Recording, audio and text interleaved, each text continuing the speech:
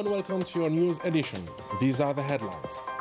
In Morocco, the cruelty of the Makhzen has aroused the wrath of the Rif citizens. A protest sit-in took place in front of the Belgian Ministry of Foreign Affairs in Brussels, a sign of solidarity with the young Belgian of Rif origins sent to a Moroccan prison.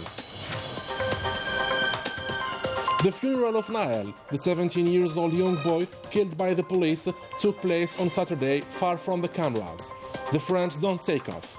The authorities have taken several measures, including curfew for minors. The Arab Sports Games are set to begin in 5 Algerian cities. The organizers make final adjustment before the kick-off ceremony. The protection of our material and immaterial patrimony is a daily battle for the border customs, whose main concern is keeping a watchful eye on any trafficker who intend to steal our archaeological and historical heritage.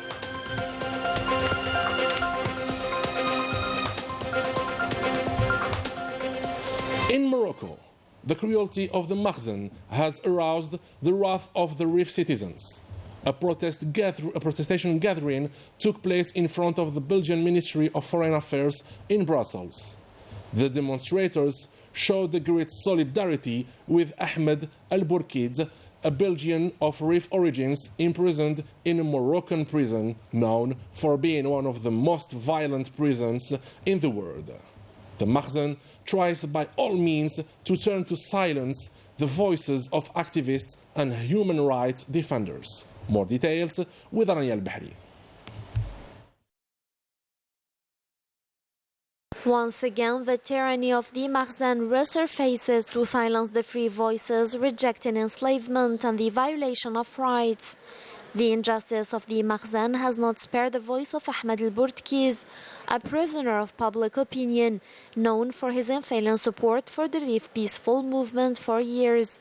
Today it is because he defended his cause as well as the legitimate rights of his people that he is thrown into jail.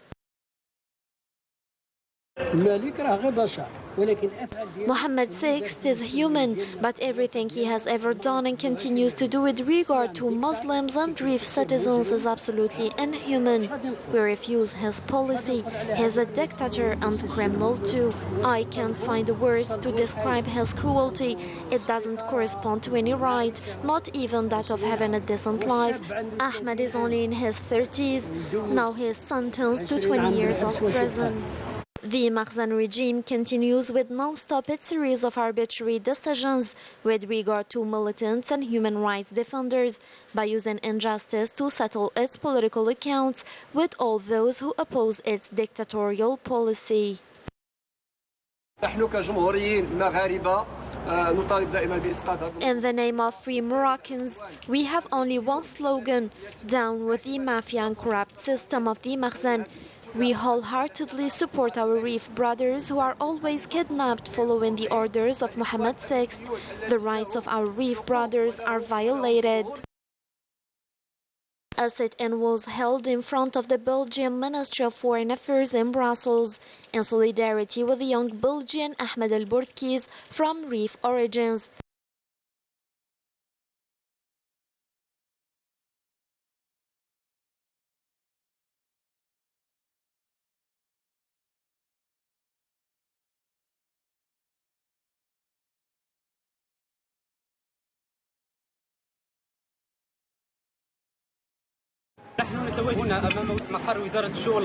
We are in front of the headquarters of the Belgian Ministry of Foreign Affairs to express our rejection of the violation committed by the Makhzen regime against our friend and brother Ahmed El-Bourkiz, who was arrested by the Moroccan authorities.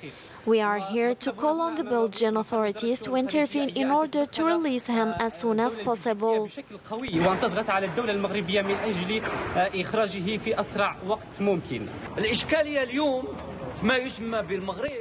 What really causes the problem today is the Alawi system. It is an extremely dictatorial regime which represses the Sahrawi people in the south, the Rif citizens as well as the Moroccans. This must stop. The three peoples are called upon to put an end to the repression of the Makhzen. These protests won't stop. We won't give up until our brother Ahmed al-Bourtkiz is released from the prisons of the Moroccan occupier. According to several testimonies from the prisons of Rabat, the human rights activist Ahmed al-Bourtkiz suffered from the worst physical and verbal abuses and torture. His cell was searched and he was even blackmailed, using despicable words from the part of prison officials.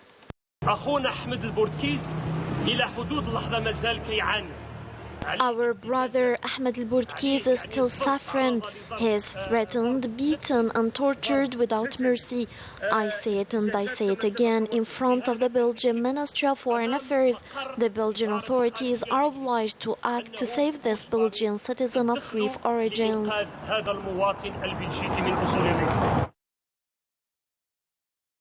Strong slogans denouncing the arbitrary arrests of political opponents under the false accusations, an empty-th call to release these prisoners of public opinion who struggle for just causes with the hope to make their voices heard by the Belgian authorities and even the whole world.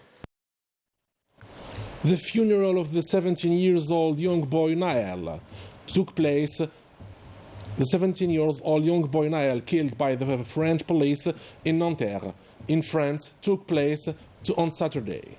New security measures were taken following the protests. More details with Sabrinta Ferganit. Away from the media and the public, the funeral of the young boy Nahal, shot dead by a police officer, took place on Saturday. France witnessed, and for the fourth consecutive day, riots and demonstrations. An unprecedented number of more than 1,300 arrests was registered. Despite the mobilization of 45,000 police officers these last days, the toll remains heavy. 1,350 vehicles and more than 200 buildings were set on fire and got totally destroyed, and the number keeps increasing. The tragic death of the young boy received a huge wave of solidarity and dropped the attention on France's history with discrimination and racism within its law enforcement, since several videos of the dramatic scene of murder showing a close-range shot circulated on social media and contradicted the official narrative that misled the investigation. The concerned police officer admitted to the act of shooting the young Nahal and was placed on Thursday under formal investigation for voluntary homicide. According to his surroundings, the victim was known as a quiet kid. During the White March that took place of his memory on Thursday, Nahal's name was strongly shouted by the protesters to bring him the justice he deserves. His story reflects the bad treatment reserved to young people from North African or Black African immigrant backgrounds. To deter the looting instances, curfews are scheduled and the tram and bus services of Ile-de-France are off service starting from 9 o'clock at night, measures that could be extended. In Marseille, all public transport services will come to a halt at 6 p.m. Facing this dramatic situation, several meetings took place and the ministers were asked to remain in Paris. And under all these riots, calling for state emergency remains uncertain. The French President Emmanuel Macron was forced to postpone his visit to Germany, scheduled for this Sunday. Nahal's story was echoed internationally as well and revived France's history with police violence and racism. Last year, 13 people were killed at traffic stops. The UN High Commissioner for Human Rights spokeswoman stated, by the killing of a 17-year-old of North African descent by police in France on Tuesday. We note that an investigation has been launched into alleged voluntary homicide. This is a moment for the country to seriously address the deep issues of racism and racial discrimination in law enforcement. We call on the authorities to ensure use of force by police to address violent elements in demonstrations always respects the principles of legality, necessity, proportionality, non-discrimination, precaution, and accountability. The violence is also a source of worry for the neighboring countries. Britain and other European countries, as well as the United States, have called on their citizens to avoid riot zones. Few days away from the 15th edition of the Arabic Sports Games, It's time now for the final touch before the beginning of these games on July 5th, a historical and symbolic date. Several new infrastructures will be inaugurated on this occasion, particularly the high-standing International Press Center. More details with Rania Al-Bahri. After having brilliantly taken up the challenge by organizing the Mediterranean Games and the African Nations Championship, Algeria is now heading for the Arab Sports Games. A few days before the kickoff of this 15th edition, preparations are in full swing to allow the various athletes to shine at the highest level. On the side of the 5th July Olympic Stadium in Algiers, responsibles are striving to do everything possible to be ready on the D-Day, which coincides with the historic date of July 5th, the Independence and Youth Day. July 5th Stadium, which will also host the closing ceremony, but not only, since the capital's enclosure will also be the meeting place for representatives of local and foreign media. A high-standing international press center has just been installed, intended for journalists in charge of the coverage of these games. This center is notably equipped with computers with all their accessories, as well as high-speed internet connections and the giant screens transmitting the various sports competitions live. 800 journalists, including more than 100 from abroad, have been accredited for this 15th edition of the Arab Games. As for the guests of Algeria, the various delegations that will take part in this event are London and the country, with the firm intention of winning as many medals as possible. This is our first time here in Algeria. We were warmly welcomed. We hope to win as many medals as possible. We are perfectly prepared for that. The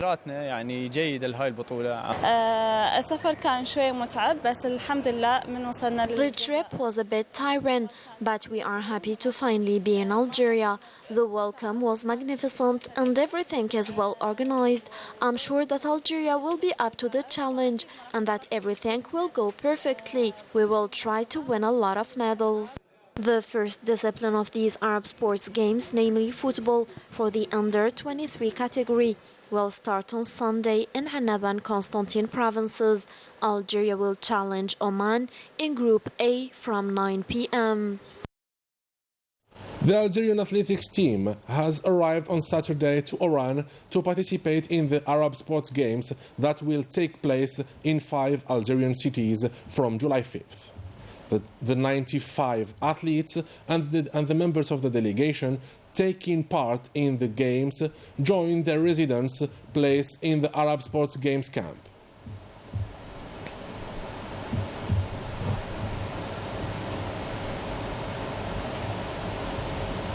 In the 5th of July Olympic Center, the final preparations are being set for the opening ceremony of the Arab Sports Games.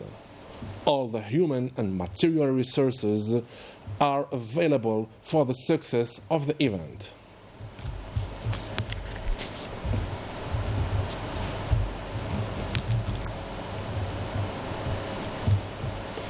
The protection of our patrimony is one of the most important objectives of the Regional Brigade of Patrimony's Protection of Customs Service. Report by Naima Haush, commentary by Sabrin Tafarganit. The concerned authorities and to preserve our national cultural and historical patrimony are working day and night to deter any suspicious movement. We're talking about stealing archaeological pieces and even sand.